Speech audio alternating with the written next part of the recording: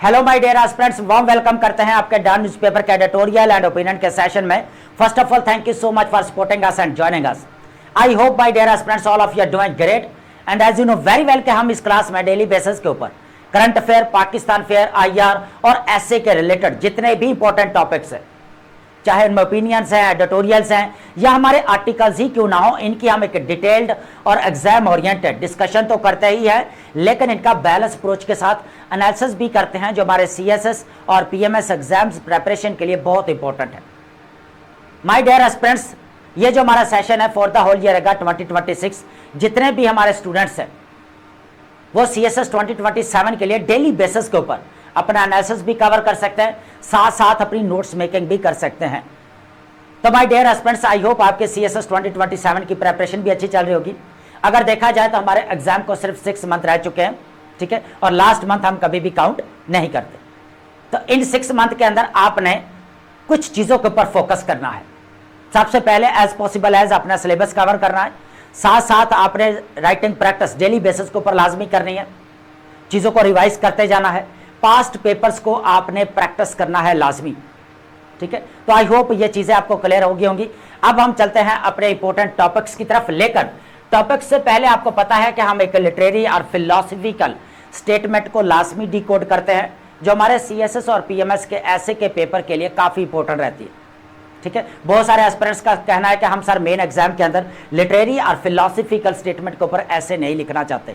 ठीक है, आप ना लिखें, चाहे आप प्रॉब्लमेटिक ऐसे लिखें, चाहे एनालिटिकल ऐसे लिखें, चाहे आर्गुमेंटेटिव ऐसे लिखें, लेकिन अपनी ब्रेनस्टॉर्मिंग को बूस्ट अप करने के लिए एक लिटरेरी स्टेटमेंट लाजमी प्रैक्टिस करें। ये बहुत इंपॉर्टेंट है, इससे आपके आइडियाज़ भी वो जल्दी जनरेट होना शुरू हो जाएंगे, ठीक है। तो ये आपने एक प्रैक्टिस लाजमी करनी है, ठीक है। तो आज जो हमारे पास स्टेटमेंट रहने वाली है बेसिकली सॉक्रेटिस यहां पर क्या कहता है कि falling down is not a failure, failure comes when you stay where you have fallen. Socrates कहता है कि बेसिकली जिंदगी के अंदर नाकाम होने का मतलब यह नहीं है कि you are a failure. Basically आप फेल कब होते हैं? जब आप रुक जाते हैं, जहां पर आप नाकाम होते हैं, ठीक है।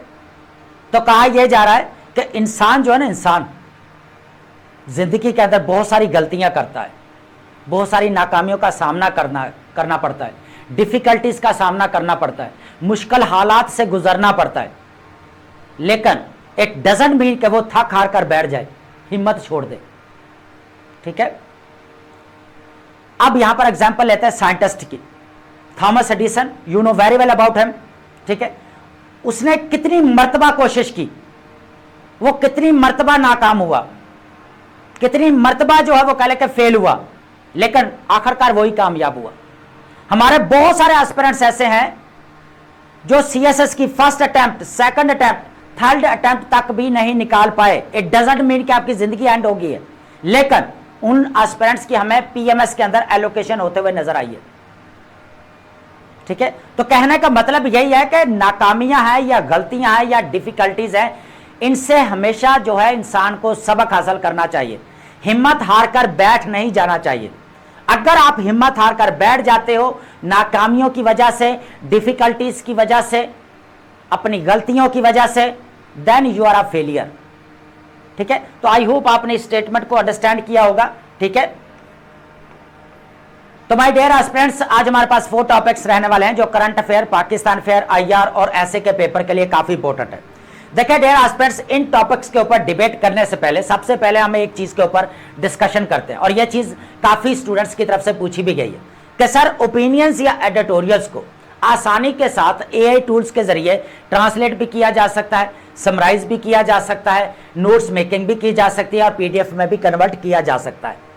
लेकिन सर मसला यह आ रहा है कि हमें एक चीज समझ में नहीं आ रही कि कौन सी चीज हम ओपिनियन से पिक करें, कौन सी ना पिक करें, कौन सी चीज हमारे एग्जाम रिलेटेड है, कौन सी पीस ऑफ ब्रेड है या इररिलेवेंट है। देखिए एक चीज मैं पहले भी कहता हूं और आज भी कहता हूं कि जब आप सिविल सर्विस एग्जाम्स की प्रिपरेशन कर रहे होते हैं तो जो कुछ भी आप रीड कर रहे हैं, जो कुछ भी आप राइट कर रहे हैं, कुछ भी आपका वेस्ट नहीं जाता, ठीक है। तो अब बात कर लेते हैं ओपिनियंस या एडिटोरियल्स या जो हमारे आर्टिकल्स हैं उनकी, कि कौन सी चीज़ें हमारे एग्जाम के रिलेटेड होती है, कौन सी चीज़ें हमारी जो है वो एग्जाम के रिलेटेड नहीं होती, हमें किस तरह पता चलेगा। देखें, आप जो अपना टाइम वेस्ट कर रहे हैं ट्रांसलेट करने में, या आप समराइज करने में, नोट्स मेकिंग जो है वो करने में, या उनको पीडीएफ जनरेट करने में, क्योंकि आपको पढ़ना भी पड़ेगा, रीड भी करना है, आपने नोट्स मेकिंग भी करनी है, इंपॉर्टेंट पॉइंट्स भी निकालने हैं, तो आधा घंटे में या 40 मिनट में ज्यादा से ज्यादा आप कितना कर सकते हैं? एक ओपिनियन को कवर कर सकते हैं, या साथ में एक एडिटोरियल कर सकते हैं आप। इसीलिए इन तमाम चीजों से बचने के लिए, जो आपकी कंफ्यूजन है, जो आपको प्रॉब्लम आ रहा है कि कौन सी चीजें सर हमें ऐड करनी चाहिए और कौन सी नहीं करनी चाहिए, तो ये लेक्चर लाजमी ले, ये बहुत इंपॉर्टेंट है। इसके अंदर हम मल्टीपल टॉपिक्स, ओपिनियंस भी ऐड हैं आपकी, एडिटोरियल्स भी हैं और आर्टिकल्स भी हैं, इनके ऊपर हम इन डेप्थ एनालिसिस भी करते हैं, डिटेल डिस्कशन भी करते हैं, और यह भी बताता हूं मैं कि कौन सी चीजें हमारी एग्जाम रिलेटेड हैं, कौन सी चीजें नहीं हैं, और जो चीजें एग्जाम के रिलेटेड नहीं होती उनको हम ऐड नहीं करते। ठीक है, तो आप 30 या 40 मिनट में या 1 घंटे के अंदर आप मल्टीपल टॉपिक्स के ऊपर अपना एनालिसिस ले सकते हैं, बजाय इसके कि आप एक ओपिनियन अपनी कवर करें, अपना टाइम वेस्ट करें। बहुत सारे स्टूडेंट्स या एस्पिरेंट्स ऐसे भी हैं जिनको एआई टूल्स तक जो है वो एक्सेस हासिल नहीं है। ठीक है, तो उनके लिए बेस्टेस्ट अपॉर्चुनिटी यह है कि वो डेली बेसिस के ऊपर अपनी डिटेल डिस्कशन और एनालिसिस ले सकते हैं। ठीक है, तो आई होप ये चीज आपको क्लियर होगी। अब हम बात करते हैं, सबसे पहले जो हमारे पास टॉपिक रहने वाला है वो है हमारे पास ओपिनियन। ठीक है, देखें, कॉशन डेंजर अहेड बात की जा रही है यहां पर। देखें, यह टॉपिक बेसिकली हमारा रहेगा इकोनॉमिक स्टेबलाइजेशन के रिलेटेड। ठीक है, अभी जो बात की जा रही है ना कि मुल्क के अंदर जो हमें इकोनॉमिक स्टेबलाइजेशन जो देखने को मिल रही है, देखें, आईएमएफ का प्रोग्राम, लोन, फंड्स या एड्स को साइड पर रखें, वो तो है ही है। इकोनॉमिक स्टेबलाइजेशन की सबसे बड़ी रीजन क्या है कि सारा बर्डन जो है किस पर डाला गया? अवाम के ऊपर डाला गया, टैक्स लगाए गए। गवर्नमेंट को यहां पर कह ले के सख्त जो है वो फैसले करना पड़े।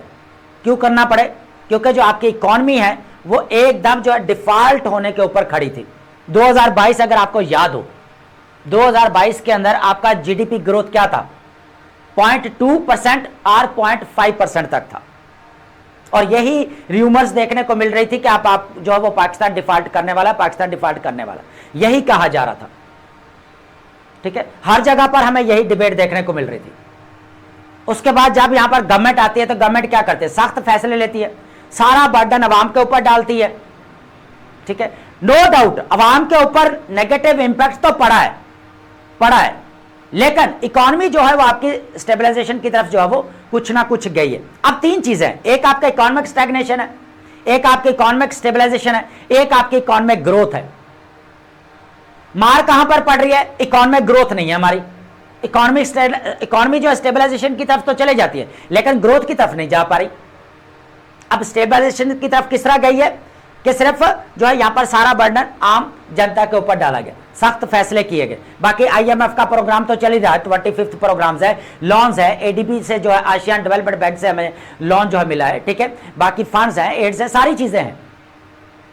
ठीक है, लेकिन बात यहां पर यह की जा रही है कि डोमेस्टिक लेवल के ऊपर जो अवाम के ऊपर बर्डन डाला गया और इकोनॉमी को जो है ऑर्गेनिकली जो क्या किया गया, यहां पर स्टेबलाइज किया गया। ठीक है, तो अगर देखा जाए the fallacy of manufactured stability, ठीक है, जो हमें गलत फहमी जो देखने को मिल रही है, ठीक है, इससे नुकसान भी हुआ है, नेगेटिव इंपैक्ट पड़ा है अवाम के ऊपर। ठीक है, तो सप्रेस्ड डिमांड, तो फिर क्या हुआ? यहां पर डिमांड्स को सप्रेस किया गया, दबाया गया। ठीक है, मैक्रो इकोनॉमिक कॉमर्स यहां पर देखने को मिले। ठीक है, आपकी इन्फ्लेशन यहां पर कम हुई है, उसके बाद अगर देखा जाए तो महंगाई आपकी कम हुई है, लेकिन ऑन द अदर हैंड अगर देखा जाए तो पॉवर्टी बढ़ती जा रही है, अनएम्प्लॉयमेंट बढ़ती जा रही है, यूथ पॉपुलेशन आप अपनी देख ले। ठीक है, आज भी हमें पॉलिटिकल इंस्टेबिलिटी, पॉलिटिकल अनरेस्ट देखने को मिल रहा है। ठीक है, तो यह चीज भी तो है ना साथ साथ। उसके बाद the limits of the debt stabilization, no doubt 2022 से ऑनवर्ड अगर देखा जाए तो डेट रिपेमेंट भी हमें देखने को मिली, डेट वापस भी किया गया है, यह भी एक चीज है। लेकिन बात यहां पर यही की जा रही है कि सारा बर्डन जो है वो अवाम के ऊपर डाला गया। अब इसके अंदर 2 चीजें हैं जो हम आगे जो है वो कल के डिस्कस करेंगे। सेकंड टॉपिक हमारे पास रहेगा यहां पर behaviour of gifts. Story start होती है गिफ्ट से और एंड कहां पर हो रही है? इंडस वाटर डिस्प्यूट पर। ठीक है, यह काफी इंटरेस्टिंग टॉपिक है। देखें, अभी अंकारा के अंदर, टर्की के अंदर 7 और 8 जुलाई को जो है वो कल के नेटो की समिट होती है। और इंटरेस्टिंग चीज पता है क्या है, जो टर्की के प्रेसिडेंट है तैयब अर्दगान साहब, उनकी तरफ से बॉक्सेस दिए गए गिफ्ट में, और उन बॉक्सेस के अंदर क्या था, मैग्नम रिवॉल्वर विद 6 बुलेट। अब बहुत सारे जो है वो कह के लीडर्स ने तो कह के एम्बेसीज के अंदर छोड़ दिए, एक जो पोलैंड के जो यहाँ पर प्रेसिडेंट है वो अपने साथ जो है रिवॉल्वर लेकर गए, ठीक है, जो गिफ्ट दिया गया टर्की की तरफ से। अब यह चीजें हमें इंडिया और पाकिस्तान के दरमियान में भी देखने को मिली। 1972 के अंदर शिमला एग्रीमेंट होता है, पाकिस्तान की तरफ से जुल्फकार अली भुट्टो साहब होते हैं, इंडिया की तरफ से इंदिरा गांधी। तो जुल्फकार अली भुट्टो साहब की तरफ से पता है क्या गिफ्ट दिया गया इंदिरा गांधी को, कैप जो सिंधी कैप है, और उसके बाद अगर देखा तो अजरक, ये 2 गिफ्ट दिए गए।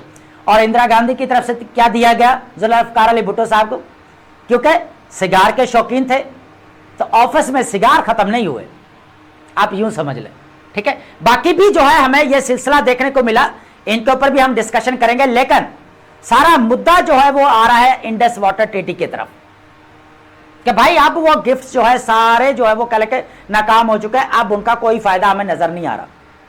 उनका फायदा मतलब अभी जो है ऐसा क्या गिफ्ट दिया जाए कि इंडस वाटर ट्रीटी को जो है यहाँ पर जो है कह ले के जो इशू चल रहा है इसको सॉल्व किया जा सके, ठीक है। तो ये चीज है, ये काफी इंपॉर्टेंट है और काफी इंटरेस्टिंग टॉपिक भी है। थर्ड नंबर पर हमारे पास जो टॉपिक रहेगा एजेके का, आजाद एंड जम्मू कश्मीर वाला। अब अगर देखा जाए तो आजाद जम्मू कश्मीर के अंदर आपको पता है इलेक्शन होने वाले हैं। अभी हमें socio economic and political unrest देखने को मिला। अब इसके रिलेटेड हम प्रीवियस लेक्चर्स के अंदर अपने कहले के काफी टॉपिक्स जो है वो डिस्कस कर चुके हैं, जहां पर बिलावल भुट्टो की जो स्टेटमेंट्स थी उनको भी हमने ऐड किया कि प्रोविजनल प्रोविंशियल स्टेटस दिया जाना चाहिए, जितने भी पब्लिक इंस्टीट्यूशंस है उनके अंदर रिप्रेजेंटेशन देनी चाहिए, ठीक है, जीबी को और एजेके को, ठीक है। तो ये बेसिकली यहां पर जो हमें कह ले के स्टेटमेंट्स जो देखने को मिली बिलावल भुट्टो की तरफ से देखने को मिली। लेकिन इस टॉपिक के अंदर काफी इंपॉर्टेंट चीज है, वो पता क्या है कि यहां पर जो है एजेके के अंदर पॉलिटिकल स्टेबिलिटी देखने को मिल रही। मसला कहां पर आ रहा है, रेफ्यूजीज सीट्स पर, जो इलीगल इंडिया ऑक्युपाइड जो जम्मू एंड कश्मीर से जो आए हुए लोग हैं। अब यह कहा जा रहा है बेसिकली एजेके के जो ज्वाइंट कमेटी है उसकी तरफ से कि भाई ये जो यहां पर रेफ्यूजी सीट्स है इनको खत्म किया जाए, और सीट्स की तादाद कितनी है, 12। सारा मसला यहां पर खड़ा हो रहा है। ज्वाइंट कमेटी के 38 पॉइंट्स हैं, चार्टर ऑफ डिमांड जो इनकी, उनके बहुत सारे डिमांड्स है जो मान ली गई, लेकिन एक डिमांड अभी पेंडिंग में, उसके ऊपर जो है कोई भी अभी जो कह लेके सोल्यूशन नहीं निकला, ठीक है। तो ये काफी इंपॉर्टेंट टॉपिक है एजेके के वाला, और यहां पर जीबी वाला तो ऑलरेडी हम डिस्कस कर चुके हैं, लेकिन ये हमारे पास रहेगा एजेके वायलेंस, ठीक है। AJK crisis, constitutional deadlock, grass roots activism, the limits of the administrative debtors. Last topic हमारे पास रहेगा डूम्ड टैक्स इनिशिएटिव। एफबीआर की तरफ से एक टैक्स इनिशिएटिव लिया गया है, बेसिकली ये जो छोटे दुकानदार हैं, ठीक है, उनके लिए 1% की बात की जा रही। लेकिन पहले भी गवर्नमेंट की तरफ से काफी जो है इस किस्म के जो है वो कह के टैक्स जो वो कह के इनिशिएटिव लिए जा चुके हैं, लेकिन प्रॉपर इनके इंप्लीमेंटेशन देखने को नहीं मिले, ठीक है। वो कौन कौन से हैं इनके ऊपर भी हम डिस्कशन करेंगे। तो ये 4 टॉपिक्स हैं, काफी इंपॉर्टेंट है, इनके ऊपर आपको कंप्लीट जो है कह के डिस्कशन जो है वो मिलेगी, ठीक है। आप चीजें नोट भी कर सकते हैं अपनी साथ साथ, और पूरा एनालिसिस भी कवर कर सकते हैं, ठीक है। लास्ट में हमारे पास रहेगी वोकैब, और vocab as you know very well, मैंने पहले भी क्लियर किया हुआ है कि डॉन न्यूज़पेपर के सिर्फ हम 10 वर्ड्स फिक्स किए हुए हैं डेली बेसिस के ऊपर विद 2 सिनोनिम्स एंड 2 एंटोनिम्स, ठीक है, जो हम इधर डिस्कस करते हैं लेक्चर के लास्ट में। तो वो भी आप लाजमी नोट करेंगे सिनोनिम्स और एंटोनिम्स के लिए, और राइटिंग प्रैक्टिस के अंदर बेसिकली आप वोकैब की वेरिएशन भी साथ साथ लेकर आ सके, ताकि जो है रेपिटेशन वाला जो इशू है उससे आपकी जान छूट जाए, ठीक है। तो सबसे पहले जो हमारे पास टॉपिक रहेगा the fallacy of manufactured stability. ये जो हमें गलत फहमी जो देखने को मिल रही है, इसकी वजह से हमें नुकसान भी देखने को मिल रहा है, ठीक है। उसके बाद अगर देखा जाए तो सप्रेस्ड डिमांड्स है, मैक्रो इकोनॉमिक कॉमास है, उसके बाद the limits of debt stabilization. सबसे पहले जो हमारे पास चीज रहेगी यहां पर achievement genuine external sector stability, debt repayment.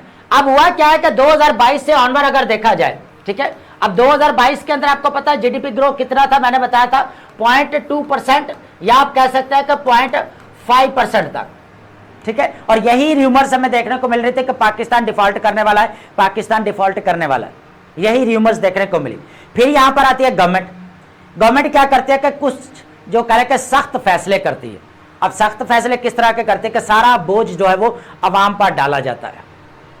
अब अवाम पर जब बोझ डाला गया तो इकॉनमी जो है ऑटोमेटिकली आपकी स्टेबलाइजेशन की तरफ जाना शुरू होगी, और साथ साथ जो है आपका IMF का प्रोग्राम भी स्टार्ट हो गया, bail out program, loans, aids, funds भी आपके स्टार्ट हो गए, जिसकी वजह से इकॉनमी जो है वो स्टेबलाइजेशन की तरफ चली गई। और फिर क्या हुआ कि जो साल बाद जो हमें यहाँ पर कह लें कि डेट के अंदर जो डिले देखने को मिलता था, जो पेमेंट हमें दोबारा देनी थी, रीपेमेंट, वो देखने को नहीं मिलती थी, लेकिन इकोनॉमिक स्टेबलाइजेशन के बाद हमें डेट रीपेमेंट भी देखने को मिली। ठीक है, तो यहाँ पर Pakistan successfully paid down a heavy wall of repayment obligations looming since 2021, जो 2021 से साल पर मंडला रहे थे।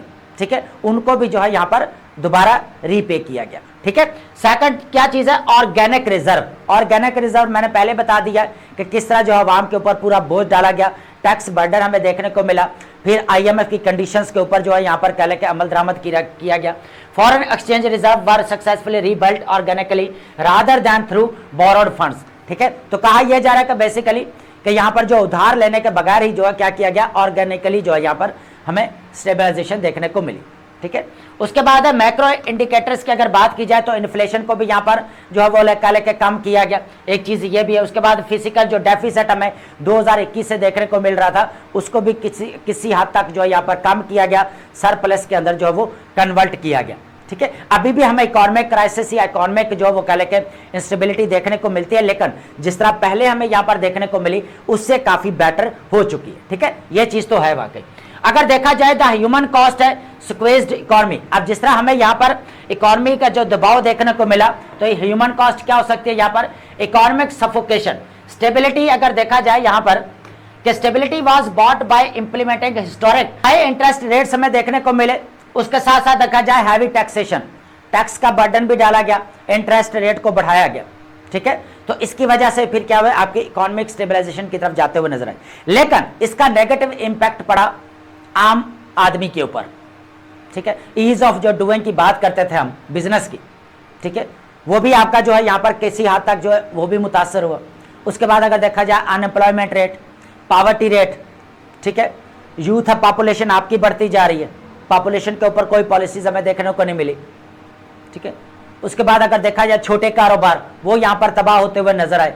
ठीक है, क्योंकि सारा बर्डन जो है यहाँ पर किसके ऊपर शिफ्ट कर दिया गया, अवाम के ऊपर। ठीक है, एक चीज ये भी सप्रेस्ड डिमांड्स, बहुत सारी डिमांड्स को यहाँ पर जो है कल सप्रेस किया गया। ठीक है, और इकोनॉमी को बेसिकली यहाँ पर क्या किया गया, एक मसनूई बेहोशी की हालत में रखा गया, जिसकी वजह से क्या हुआ कि यहाँ पर जो कह के रोजी रोटी या कह के रोजगार था उसके ऊपर जो है इंपैक्ट पड़ा सिटीजन्स के। ठीक है, उसके बाद है the consequences of domestic and geopolitical risk.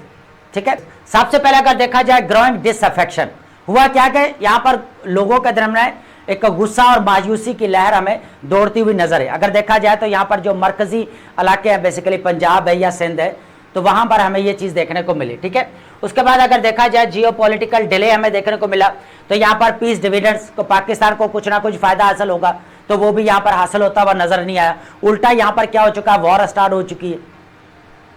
ठीक है, दोबारा वॉर स्टार्ट हो चुकी है, जो पाकिस्तान ने बड़ी कह लेकर मेहनत करके as a peace maker role play करके, as a mediator role play करके जो है वो कह लेकर दोनों कंट्रीज को एक टेबल के ऊपर लेकर आए। ठीक है, और Islamabad memorandum of understanding sign करवाया गया। ठीक है, लेकिन उसका भी जो यहाँ पर खातर ख्वाह को हमें फायदा हासिल होता हुआ नजर नहीं है। उसके बाद अगर देखा जाए अब अंडरलाइन फ्रेजिलिटी की अगर बात की जाए, देखिए रिजर्व को अगर यहाँ पर कह लेकर स्टेबलाइज किया गया, लेकिन अब फिर जो है वॉर की वजह से यहाँ पर हमें कह लें कि जो बिल बढ़ते हुए नजर आए, जो पाकिस्तान ने यहाँ पर चीजें इंपोर्ट की, तो इंपोर्ट की तो जो यहाँ पर $1 की चीज मिल रही थी वो $10 में आना शुरू होगी। ऑयल की प्राइसेस आपके सामने ही है, तो एकदम से जो कह लें कि वो डायरेक्ट जो है इकोनॉमी के ऊपर इंपैक्ट पड़ा, नेगेटिव इंपैक्ट पड़ा। एक बार फिर जो है यहाँ पर गवर्नमेंट को फिर सख्त फैसले लेने पड़े। पेट्रोल की कीमत कितने पर गई आपकी, 400 प्लस आपके चले गए थे। ठीक है, इसके अलावा अगर देखा जाए द कॉगमायर, अब यहाँ पर कह लें कि गवर्नमेंट को यह कहा जा रहा है कि बेसिकली ये दलदल के अंदर फंस चुके हैं, मुसीबत में फंस जाना। तो the ruling leadership faces unsustainable dilemma, तो अगर तो इकोनॉमी को सप्रेस्ड रखे, यहाँ पर क्या किया जा सकता है, डोमेस्टिक रिबेलियन या सोशल अनरेस्ट यहाँ पर क्रिएट हो सकता है। अगर सारा बर्डन अवाम के ऊपर डाले रखे गवर्नमेंट, तो यहाँ पर सोशल अनरेस्ट जो है वो हमें देखने को मिलेगा, जिस तरह बांग्लादेश के अंदर देखने को मिला था, अथॉरिटेरियन शेख हसीना वाजद की 2024 को जो हुकूमत को यहाँ पर टॉपल किया गया था झांसी के द्वारा, क्यों किया गया था? इसी वजह से। ठीक है, इसके बाद सेकंड है, अगर यहाँ पर जनता को रिलीफ दे दिया जाए तो दोबारा फिर जो हमें फंड्स की तरफ जाना पड़ेगा, IMF प्रोग्राम की तरफ जाना पड़ेगा, external balance instability and currency depletion. ठीक है, इससे क्या होगा, जो हमारे जो रिजर्व है, जो जखायर है, वो बेसिकली फिर खतरे में पड़ सकते हैं। तो ये चीज भी है। ठीक है, नेक्स्ट टॉपिक हमारे पास रहेगा the geopolitics of water diplomacy leveraging the China factor and Indus water dispute. देखिए, सबसे पहले हम डिस्कस करेंगे global alliances and symbolic exchange. यहां पर यह कहा जा रहा है कि जिसके एंड पर ओ आता है ना, उसको तो नहीं ज्वाइन करना चाहिए भाई। बात की जा रही है सीटों की, सीटों की और उसके बाद नेटो की। अब तीनों का अगर देखा जाए तो टर्की मेंबर रहा है, लेकिन अनफॉर्चुनेटली जो यूरोपीय यूनियन है उसका मेंबर नहीं है टर्की। ठीक है, अब सीटों जो हमारे पास सीटों है वो 1977 और 1979 के अंदर जो है वो कह लेके यहाँ पर एंड होते हुए नजर आए। ठीक है, नेटो आज भी चल रही है और सेकंड लार्जेस्ट मिलिट्री कौन है यहाँ पर, कह लें कि वो टर्की की है, जो एक्सपर्ट भी है और प्रोफेशनल भी है। कहा यह जा रहा है कि अभी जो 7th और 8th जो यहाँ पर समिट होती है नेटो की टर्की के अंदर, एंकरा के अंदर, तो वहां पर बेसिकली क्या होता है कि गिफ्ट दिए जाते हैं टर्की की तरफ से, जो है यहाँ पर गिफ्ट दिया जाता है, जिसके अंदर मैग्नम जो है हमारे पास क्या है, मैग्नम रिवॉल्वर उसके अंदर पैक होता है विद 6 बुलेट्स के साथ। तो बहुत सारे तो लीडर वहां पर ही छोड़ देते हैं, एम्बेसीज के अंदर, सफारत खानों के अंदर, और जो है कह लेके पोलैंड के जो प्रेसिडेंट थे वो अपने साथ लेकर गए। ठीक है, तो सिलसिला शुरू हो रहा है यहाँ गिफ्ट से लेकर। ठीक है, और एंड हो रहा है किस पर, इंडस वाटर डिस्प्यूट पर। ठीक है, तो यह एक बेसिकली ओवरव्यू था historical exchange south Asian leaders India और पाकिस्तान की बात की जा रही। देखिए 1972 की मैंने बात की, यहां पर शिमला एग्रीमेंट जब हुआ कि जुल्फकार अली भुट्टो की तरफ से क्या दिया गया गिफ्ट और इंदिरा गांधी की तरफ से, लेकिन जब आता है जियाउल हक साहब का दौर, तो जियाउल हक पता है क्या देते हैं यहां पर इंदिरा गांधी को गिफ्ट, लीची की बोतलें। ठीक है, तो यहां पर इंदिरा गांधी की तरफ से कहा जाता है कि खट्टा मिजाज है ना, तो ये चीज हमें देखने को मिली। उसके बाद से अगर देखा जाए 2014 के अंदर जब मदर डे मनाया जा रहा था, तो यहाँ पर नवाज शरीफ साहब की तरफ से और मोदी की तरफ से, दोनों को अगर देखा जाए तो मोदी की तरफ से शॉल दी गई नवाज शरीफ साहब की वालदा साहबा को, और इधर से भी जो है वो कह लेके कुछ कह लेके यहाँ पर कपड़े दिए गए, स्पेशली साड़ी की बात की जा रही है कि साड़ी भी दी गई। ठीक है, उसके बाद में भी अचानक जब मोदी ने यहाँ पर कह लेके यहाँ पर दौरा किया पाकिस्तान का 2015 के अंदर, तो उस वक्त भी जो है कह लेके मोदी साहब जो है कह लेके एक शॉल लेकर आए थे नवाज शरीफ साहब की जो है वो वालदा साहबा के लिए। ठीक है, तो गिफ्ट्स का जो है मैं यहाँ पर लेना देना जो है वो देखने को मिला। लेकिन अब बात की जा रही कि भाई ऐसा कौन सा गिफ्ट दिया जाए ताकि इंडस वाटर ट्रीटी जो यहाँ पर कह लेके सस्पेंड की गई है उसको दोबारा बहाल करवाया जाए। ठीक है, ये चीज है बेसिकली। तो साउथ एशियन वाटर क्राइसिस से अब जो है वो सारी स्टोरी हमें स्टार्ट होती हुई नजर आती है। देखें, हाइड्रोलॉजिकल इंपैस की अगर बात की जाए तो long standing diplomatic gestures Pakistan India have failed to resolve fundamental disputes particularly over Jammu and Kashmir and the Indus water treaty. अब दोनों के दरमियान में जो हम इशू देखने को मिल रहा है, एक तो आपका कश्मीर वाला इशू है जो 2019 5 अगस्त को बेसिकली यहाँ पर 370 आर्टिकल्स को एब्रोगेट किया गया, रिमूव कर दिया गया, एलिमिनेट कर दिया गया इंडिया की तरफ से। दूसरा अगर देखा जाए तो इंडस वाटर ट्रीटी को 2025 से सस्पेंड करके रखा हुआ है। तो दो ऐसे इशू हैं जो अभी तक रिजॉल्व नहीं हो सके। ठीक है, उसके बाद इंडिया अपर रिपेरियन है, तो ये एडवांटेज है भाई। ठीक है, अपर रिपेरियन का उसको एडवांटेज है, तो पाकिस्तान लोअर रिपेरियन है, तो जिसकी वजह से जो है वो कह लेके इंडिया का दबाव देखने को मिलता है। बात यहां पर की जा रही है कि पाथ फॉरवर्ड के अंदर लिवरेज्ड ट्राइलैटरल हाइड्रो डिप्लोमेसी। ठीक है, कि अब चाइना को भी जो है वो इंक्लूड करना चाहिए। क्यों करना चाहिए कि जो तिब्बतन जो हमें प्लेटू देखने को मिल रहा है वहां से पानी निकल रहा है इंडिया और पाकिस्तान में जा रहा है। तो कहा यह जा रहा है कि चाइना ने पहले भी तो पाकिस्तान को प्रोजेक्ट दिए ही हैं, क्यों ना चाइना को भी इसके अंदर इंक्लूड किया जाए। ठीक है, चाइनाज क्रूशियल रोल अल्टीमेट अपर रिपेरियन है। ठीक है, उससे भी अपर रिपेरियन है। Source the Tibetan प्लेटू। ठीक है, China controls water flows heading into the both India and Pakistan. Strategic partnership है, पाकिस्तान को ऑलरेडी जो है यहाँ पर काफी प्रोजेक्ट्स दिए हैं, जैसे आपका सी पैक वगैरह है। ऑलरेडी अगर देखा जाए तो पाकिस्तान और इंडिया के दरमियान में हमें सॉरी पाकिस्तान और कह लें कि चाइना के दरमियान में हमें स्ट्रैटेजिक पार्टनरशिप तो देखने को मिलती है।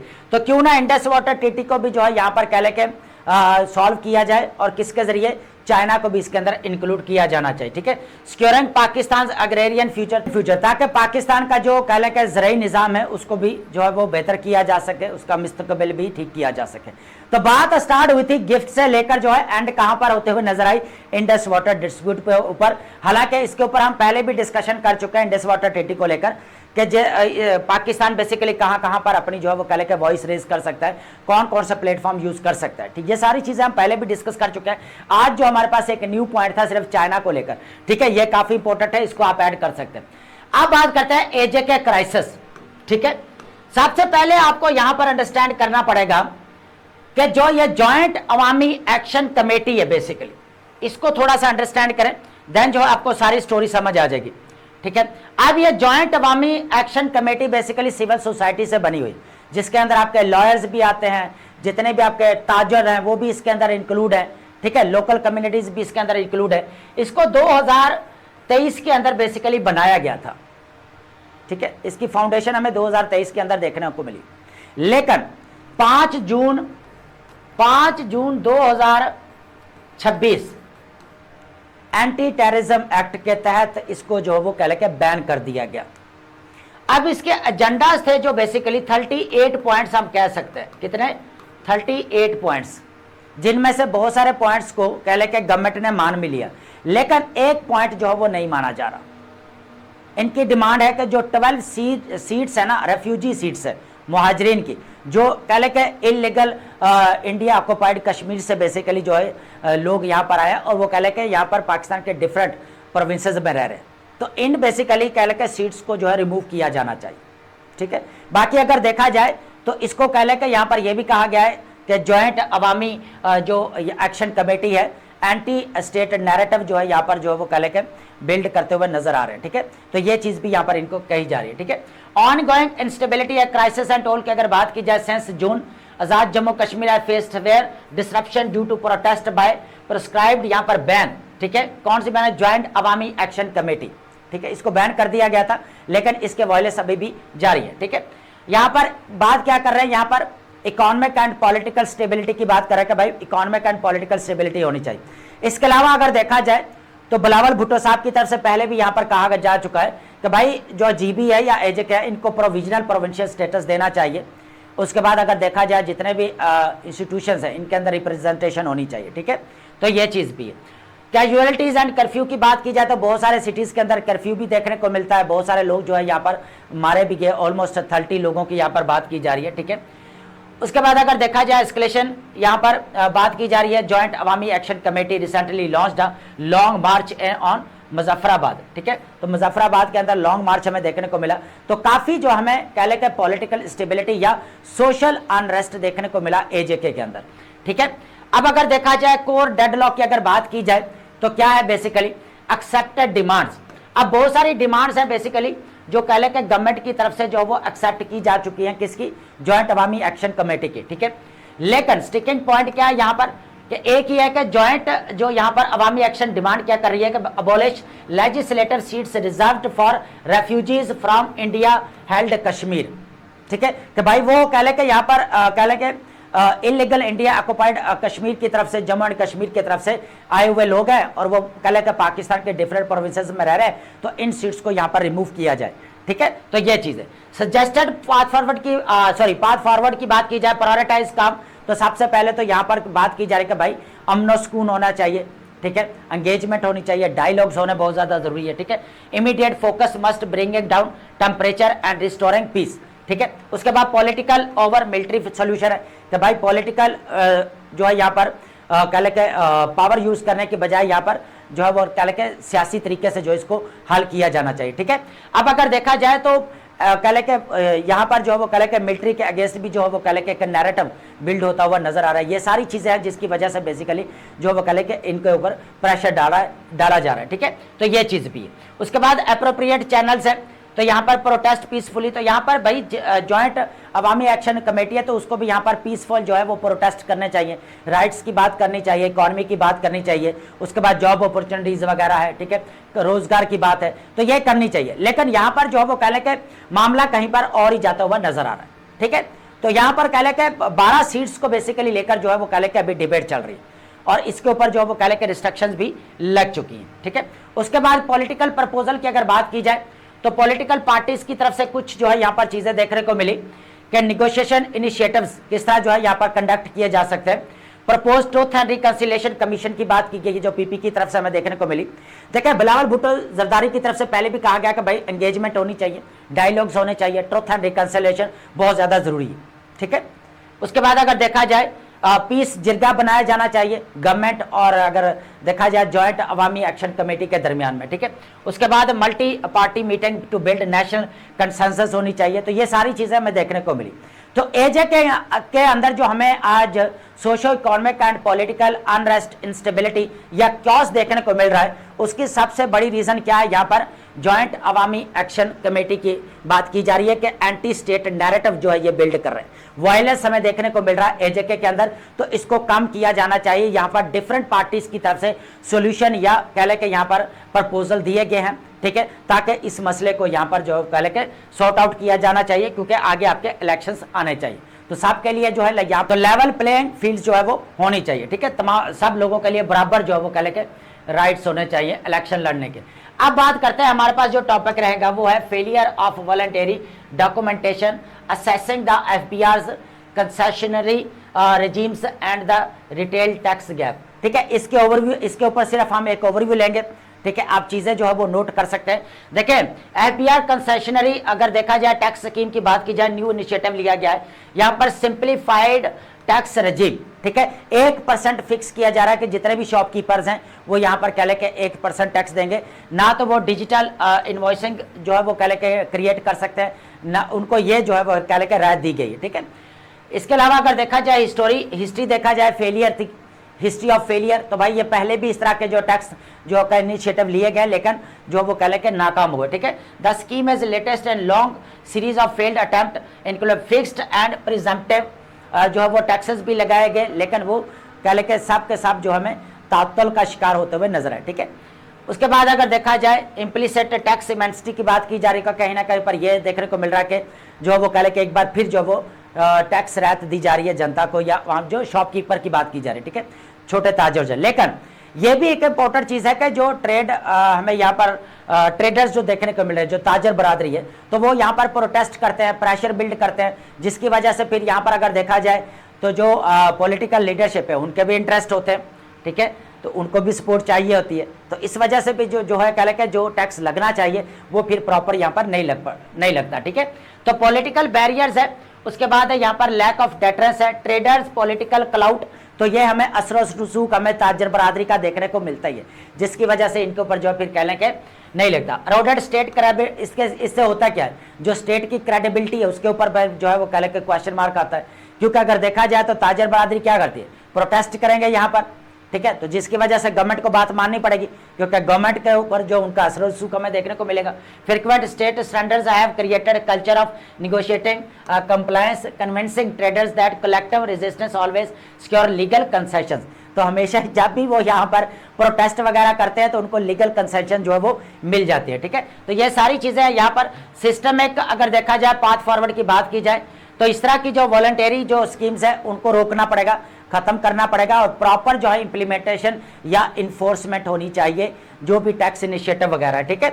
नीड फॉर अनबायस्ड इन्फोर्समेंट, ठीक है, तो जितना भी यहाँ पर पॉलिटिकल इंटरफेरेंस है उसको साइड पर रखा जाना चाहिए, पॉलिटिकल इंटरेस्ट को साइड पर रखा जाए ताकि जो है टैक्स इनिशिएटिव लिए जा रहे हैं उनकी प्रॉपर इंप्लीमेंटेशन हो सके, ठीक है। तो ये एक जस्ट ओवरव्यू था, ठीक है, ये आप कुछ पॉइंट्स जो है इसके अंदर से वो ऐड कर सकते हैं, जो हम फिक्स्ड और प्रिजम्प्टिव टैक्सेस की जो हमने बात की, इसके अलावा जो सिंप्लीफाइड जो एफबीआर की तरफ से टैक्स रेजिम देखने को मिले, ये पॉइंट वाला सिंप्लीफाइड टैक्स रेजिम, तो ये भी आप ऐड कर सकते हैं कि 1% जो वो टैक्स की बात की है, ठीक है। अगर टैक्सेशन इन पाकिस्तान के ऊपर कोई क्वेश्चन आता है या टैक्स सिस्टम के ऊपर अगर कोई क्वेश्चन आ जाता है तो, ठीक है। नेक्स्ट हमारे पास रहेगी वोकैब, और वोकैब आपको पता है कि हम डेली बेसिस के ऊपर लाजमी डिस्कस करते हैं। सबसे पहले हमारे पास वर्ड क्या रहेगा यहाँ पर क्वेल। क्वेल मीन क्या होता है? To put an end, to suppress और calm something such as rebellion, fear और अनरेस्ट। ठीक है, कोई खौफ है, कोई बगावत है, उसके ऊपर काबू पा लेना या उसको जड़ से खत्म कर देना। ठीक है, सो सिनोनिम हमारे पास क्या बनेगा? सप्रेस या सबड्यू। ऑपोजिट क्या है? इंसाइट या प्रोवोक। सेकंड वर्ड हमारे पास क्या रहेगा यहाँ पर? प्रोस्क्राइब्ड, बहुत इजी वर्ड है। ऑफिशियली बैन को बोला जाता है। ऑफिशियली फॉरबिडन, बैंड और प्रोहिबिटेड बाय लॉ और अथॉरिटी। ठीक है, बैंड या प्रोहिबिटेड। ऑपोजिट क्या बनेगा? परमिटेड या अथॉराइज्ड। ठीक है, नेक्स्ट वर्ड हमारे पास क्या रहेगा यहाँ पर? कॉगमायर। ऑलरेडी हम अपनी राइटिंग प्रैक्टिस के अंदर यूज करते हैं, बहुत इंपॉर्टेंट वर्ड है हमारे पास। Are difficult, are complicated and often inescapable situation. ठीक है, ऐसी सूरत हाल जिससे बचा ना जा सके। ठीक है, मुश्किल सूरत हाल भी बोल सकते हैं। Also a marshy bug. ठीक है, तो दलदल में फंस जाना। तो प्रेडिकमेंट या मोरेस। ऑपोजिट क्या बनेगा? सॉल्यूशन या क्लैरिटी। ठीक है, नेक्स्ट वर्ड हमारे पास क्या रहेगा यहाँ पर? सरमाउंटेड, बहुत इजी वर्ड है बेसिकली।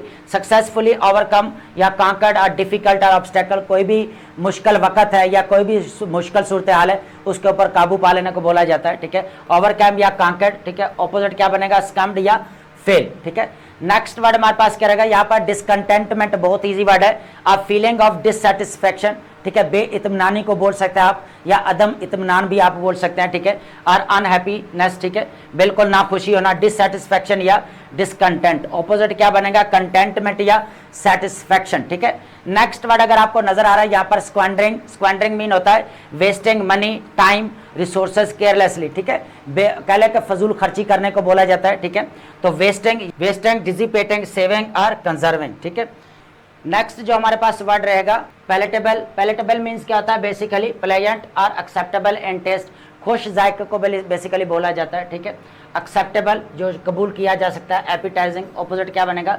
डिसटेस्टफुल बोल सकते हैं या अनएक्सेप्टेबल। ठीक है, रिसिप्रिकेटेड मीन्स क्या होता है? रिटर्न्ड और रिस्पॉन्डेड टू एन काइंड। ठीक है, तो बदले में जवाब देने को बोला जाता है। ठीक है, स्पेशली फीलिंग्स और एक्शंस। ठीक है, रिटर्न्ड या रिक्वाइटेड। ऑपोजिट क्या बनेगा? रिक्वाइटेड। ऑपोजिट क्या बनेगा? इग्नोर या विदहेल्ड। ठीक है, नेक्स्ट वर्ड हमारे पास क्या रहेगा यहाँ पर? डेक्सट्रियस। डेक्सट्रियस मीन्स क्या होता है? बेसिकली स्किल्ड, माहिर को बोला जाता है। स्किलफुल और quick in using the hands और माइंड। ठीक है, स्किलफुल या अडेप्ट बोल सकते हैं। ऑपोजिट क्या बनेगा? क्लमसी या इनएप्ट। ठीक है, नेक्स्ट वर्ड हमारे पास क्या रहेगा यहाँ पर? क्लेमेंसी। क्लेमेंसी मीन्स क्या होता है? मर्सी या लेनियंसी शोन बाय अ पर्सन।